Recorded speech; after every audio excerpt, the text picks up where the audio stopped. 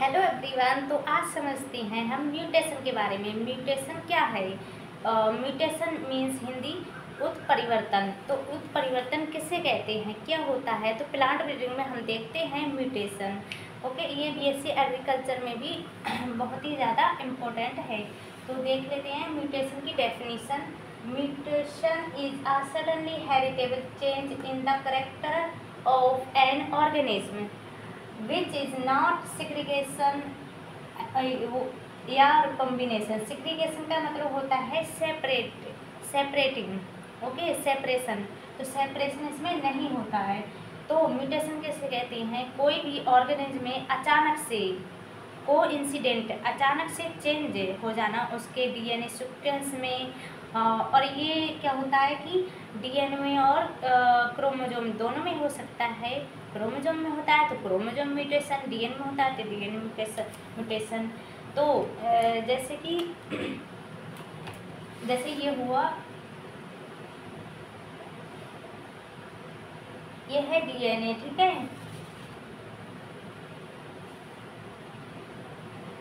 ये हमारा दूसरा डीएनए। तो इसमें जो 4 बेस पेयर होते हैं जो कि हाइड्रोजन बॉन्ड से जुड़े होते हैं।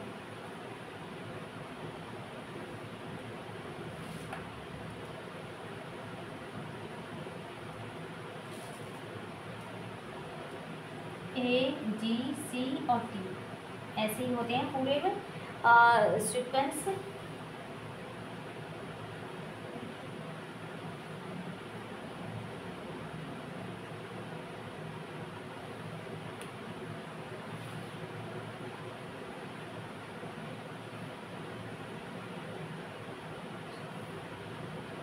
अब देखिए ये वाला जो पार्ट है वो टूट गया, ठीक है।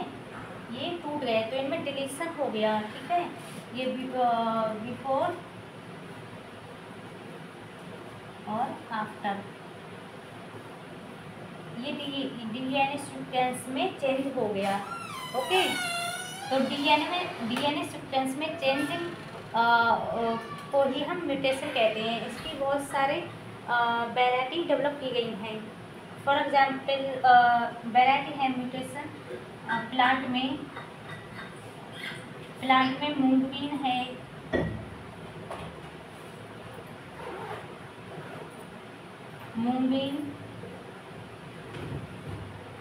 ब्लैक ग्राम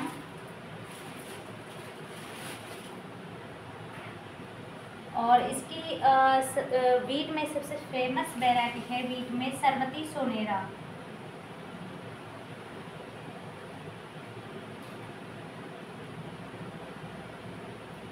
सरबती सोनेरा वैरायटी है जो कि म्यूटेशन द्वारा डेवलप की गई है, ठीक है। तो म्यूटेशन समझ में आया कस्तूरी? बताना, म्यूटेशन समझ में आया? देखे यहाँ पे जो पहले डीएनए है तो इसके जो सीक्वेंस है AGCT है। तो इसमें यहाँ पे बाद में डिलीशन हो गया, जैसे AGCT सीक्वेंस है तो यहाँ पे ये टूट गया तो इसमें म्यूटेशन हो गया इस सीक्वेंस में। तो डीएनए के सीक्वेंस में चेंज हो गया तो इसी को म्यूटेशन कहते हैं। ये क्रोमोसोम में भी हो जाता है, क्रोमोसोम में होता है तो क्रोमोसोम म्यूटेशन होता है, ठीक है। ATGC होता है। ओके, ATGC होता है, सॉरी यहाँ पे ATGC। तो यहाँ पे डिलीशन हो गया है तो इसमें डीएनए के सीक्वेंस में चेंज हो गया तो इसे ही हम म्यूटेशन कहते हैं। ओके, आगे देखते हैं इसके हिस्ट्री ऑफ म्यूटेशन। म्यूटेशन का इतिहास देख लेते हैं। आगे देखते हैं हिस्ट्री ऑफ म्यूटेशन। म्यूटेशन का जो इतिहास है कितना पुराना है। तो सबसे पहले ब्रिटिश महिला थी जिन्होंने मस्टर्ड गैस का उपयोग करके म्यूटेशन करवाया था। तो ये द्वितीय विश्व युद्ध के समय हुआ था। द्वितीय विश्व युद्ध कब हुआ था? 1939 से 1945 तक चला था। तो इसी समय ब्रिटिश महिला ने म्यूटेशन करवाया था मस्टर्ड गैस का यूज करके। ओके, उसके बाद जो ह्यूगो डे व्रीज हैं ये फादर ऑफ म्यूटेशन, ये फादर भी हैं, कहलाते हैं जनक म्यूटेशन के। और इनकी एक बुक है species and variety their origin by mutation. तो इसमें इनने म्यूटेशन के बारे में खोज की है। उसके बाद है कि मॉर्गन ने इसमें 1905 में ये इन्होंने खोजा था। मॉर्गन ने 1910 मॉर्गन जो वैज्ञानिक थे इनने 1910 में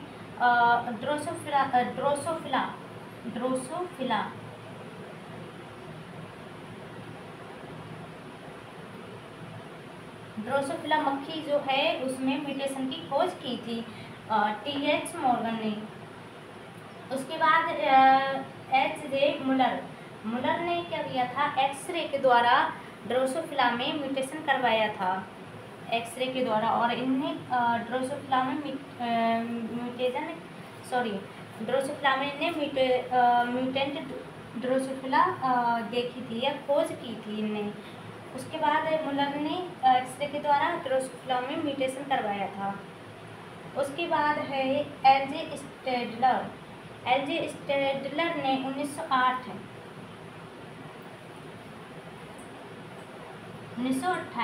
एल.जे. स्टेडलर ने 1928 में जौ और उसके बाद मेज मक्का में एक्सरे के द्वारा artificial mutation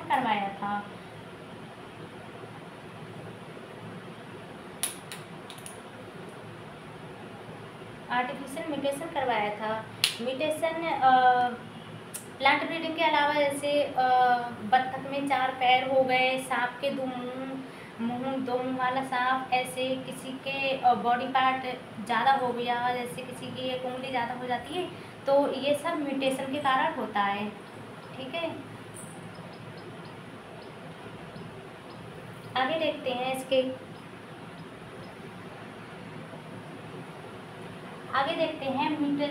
characteristic of mutation की विशेषता क्या है। तो म्यूटेशन एक रिसेसिव एलील है, ठीक है।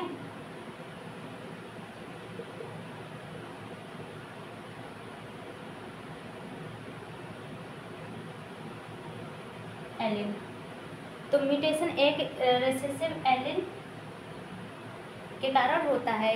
म्यूटेशन एक रैंडम होने वाली एक इवेंट है, अचानक से होती है, रैंडम इवेंट है,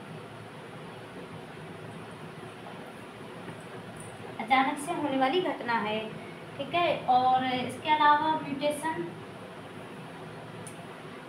जो म्यूटेशन होती है वो म्यूटेशन को इंसिडेंस अचानक से होती है,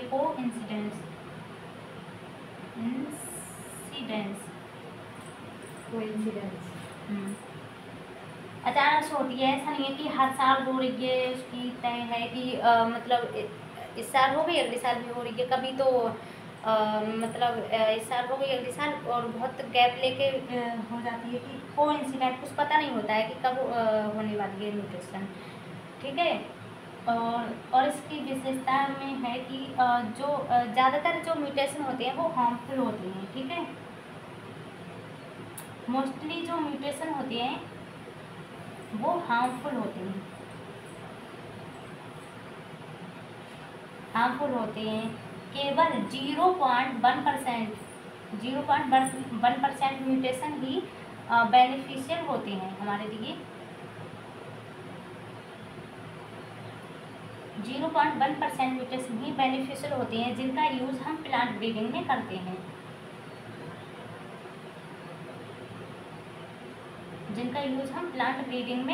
करते हैं, ओके।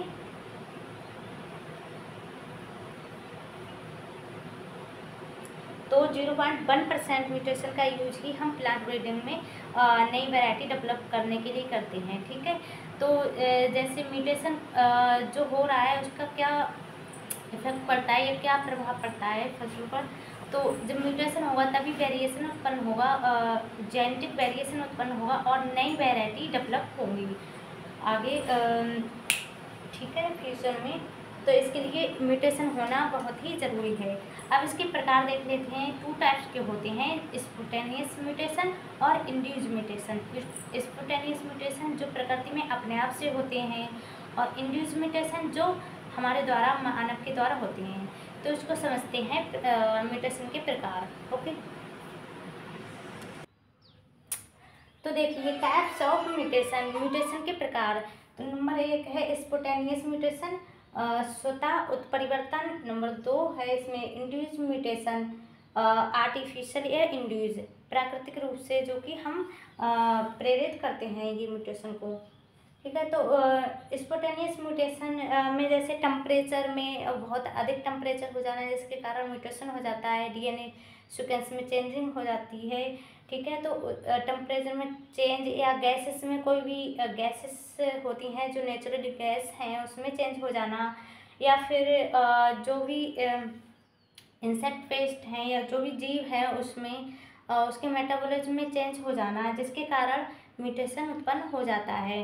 और कुछ गैसेस हैं इसमें जो गंधक युक्त है, SCN, ये गंधक युक्त है। ये कार्बनिक एसिड इसमें लैक्टिक है, लैक्टिक। इसके अलावा मेलोनिक